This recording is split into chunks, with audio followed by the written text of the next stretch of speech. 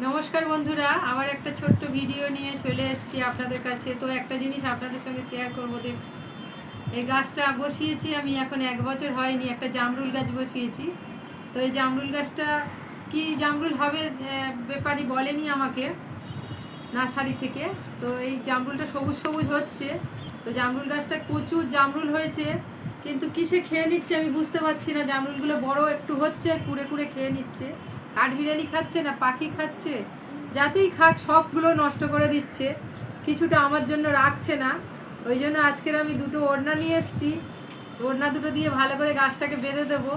জানি না ফলগুলো বাঁচবে কি, কারণ হাওয়া বাতাস না পেলে তো আবার গাছের ক্ষতি হয়। তো ওই দুটো ওড়না দিয়ে বেঁধে দিলাম হালকা করে, যদি বাঁচে আর ফলগুলো যদি বড় হয় তাহলে আবার আপনাদের সঙ্গে শেয়ার করব আমি। তো গাছটা বেশি বয়স হয়নি, তো কেমন কি জামরুল হবে তাও জানি না, কোনোদিন ফল পাইনি, এই প্রথম ফল।